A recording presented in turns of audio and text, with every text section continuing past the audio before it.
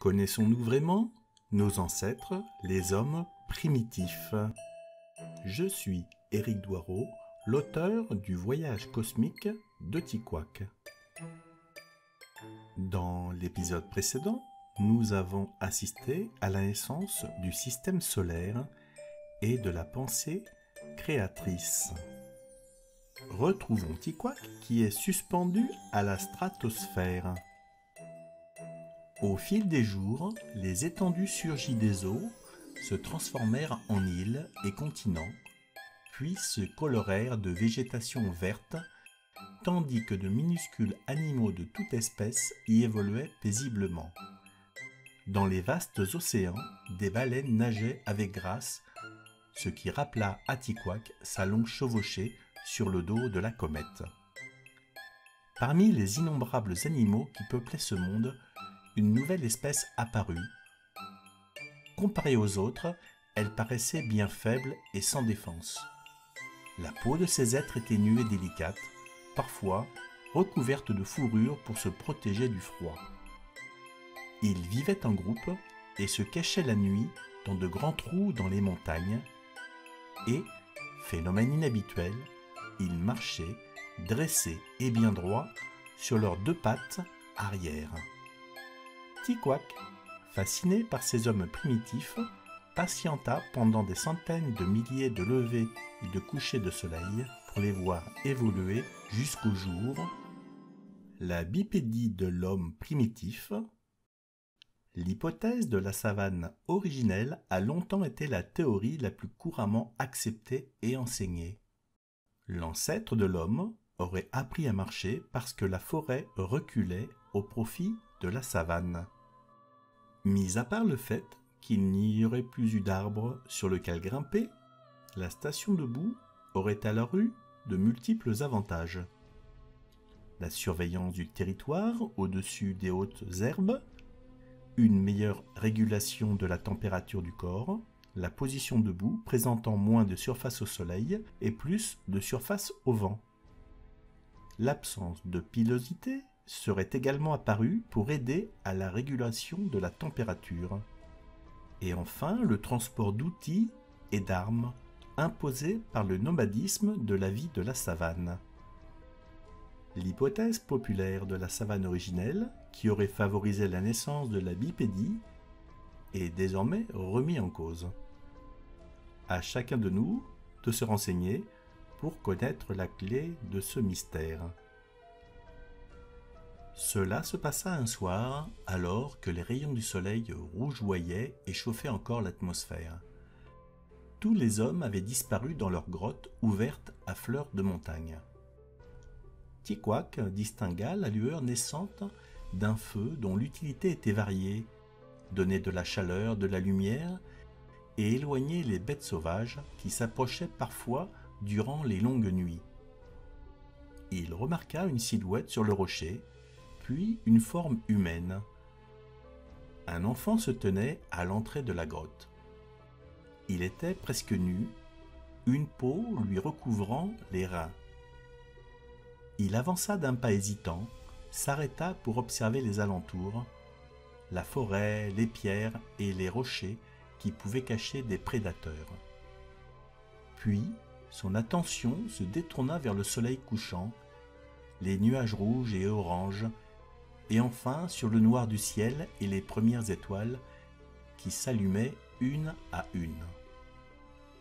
Le regard de l'enfant était d'un bleu profond dans lequel se reflétaient les nuages. Le centre de son œil était d'un noir pur comme celui de l'espace. Les étoiles s'y miraient et pendant un instant, Tikouak crut y voir sa propre image. L'enfant décrivit un signe imperceptible, comme une invitation, puis disparut dans la grotte. Notre ami, ne laissant jamais une invitation sans réponse, descendit de sa couche d'atmosphère transparente, parvint à l'endroit exact où s'était tenu le petit homme et pénétra à son tour dans la montagne. Il est inévitable de parler de feu lorsque l'on parle de l'homme primitif. L'invention, ou plutôt la maîtrise du feu, s'est faite de manière très progressive et sur une période de temps très longue. Longtemps, on a pensé que le feu était apparu à l'époque d'Homo erectus, il y a 500 000 ans. Des recherches récentes, en Afrique, ont mis en évidence les traces d'une utilisation du feu bien plus ancienne. Les circonstances de la découverte du feu restent difficiles à déterminer. Était-il récupéré d'un incendie naturel puis entretenu? Ou était-il le résultat de la friction de matériaux? La question reste sans réponse.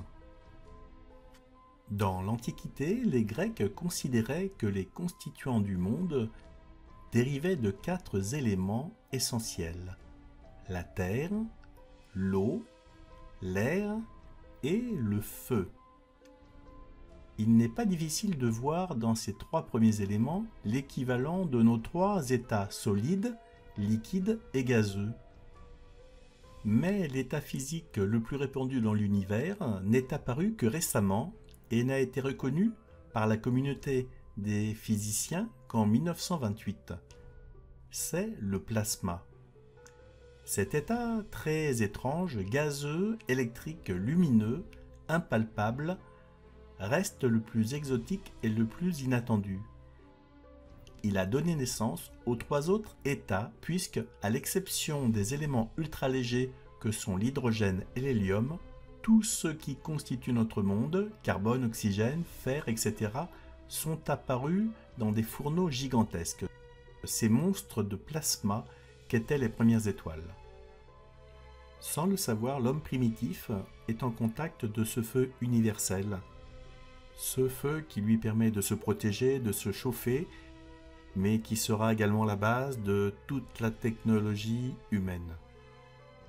Tikouak se glissa près du brasier dont il avait vu les lueurs et autour duquel étaient rassemblées 4 hautes silhouettes qui gardaient l'entrée. L'atmosphère était chaude, bien plus chaude qu'à l'extérieur où la fraîcheur s'était installée.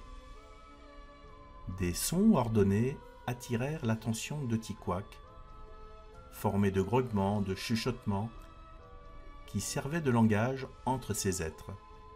Ils parlaient de chasse, de courses dans la forêt, de femmes et d'enfants. Plus loin, dans le ventre de la montagne, Tikouak aperçut d'autres feux, plus petits, autour desquels d'autres formes humaines étaient groupées et gesticulaient. Dans chacun de ces foyers jaunes et oranges que ses multiples yeux regardaient avec fascination, il sentait encore la puissance du feu incandescent des étoiles, où les particules de matière continuaient leur transformation pour mieux servir les projets du grand univers. Parmi les sons, les grognements et les tapotements, il entendait un chœur de voix dont la douceur composait les premiers chants de cette humanité naissante. D'abord, simple assemblage de sonorités pour communiquer durant les moments heureux ou malheureux de l'existence, ces voix deviendraient des symphonies complexes chargées d'émotions. L'origine du langage humain a toujours suscité l'intérêt des penseurs. De nombreux mythes tendent à donner au langage une origine surnaturelle. L'histoire de l'évolution du langage humain est longue et étroitement liée au cerveau. Mais ce qui fait que le cerveau humain soit le seul à être adapté au langage n'est pas clair. Les régions cérébrales impliquées dans le langage chez les humains ont leur analogue chez les singes et les grands singes. Pourtant, ces derniers n'utilisent pas le langage. Il est difficile d'envisager que le langage soit apparu d'un bloc. Certains soutiennent que le langage suit une évolution graduelle depuis un langage primitif. Contre un grand mur aux formes irrégulières, des mains s'agitaient pour donner naissance à des symboles colorés. Dans les creux des pierres, des fluides de couleurs étaient disposés, rouge de sang d'animaux, vert de plantes, ocre de pierres écrasées. Les hommes y plongeaient leurs doigts, les imprégnaient de couleurs et caressaient la paroi rocheuse pour y appliquer leurs empreintes. Leurs mains, des traits, des points, des formes d'hommes et d'animaux, des symboles pour immortaliser l'instant. Plus tard, sous d'autres cieux et d'autres lieux, ces signes primitifs deviendraient écriture, livre, mémoire, invention, création, peinture, sculpture, autant de preuves de l'imagination sans fin du grand univers s'exprimant par ces créatures. Tikouak percevait le battement des cœurs de ces hommes, femmes et enfants, réfugiés au fond de la terre. Des battements profonds, réguliers, signature et musique de l'espèce humaine. Les hommes primitifs tiennent une place particulière dans cette histoire. Ils sont porteurs d'espoir vers une évolution basée sur l'amour, la connaissance, la sagesse, la création, l'imagination, la spiritualité. Ces valeurs sont le propre de l'homme. Durant les derniers 2,5 millions d'années, les hommes ont dû apprendre à dominer la nature qui leur paraissait hostile et dangereuse car incompréhensible. Les techniques, notamment l'utilisation du feu, des outils, l'agriculture et l'élevage, a permis durant tout ce temps à l'espèce humaine de croître et de prospérer. Sur une couche de feuillage, de peau et de fourrure, une femme était allongée. Le double battement dans sa poitrine était celui de deux cœurs, celui d'une mère et celui d'un nourrisson sur le point de voir la lueur du jour.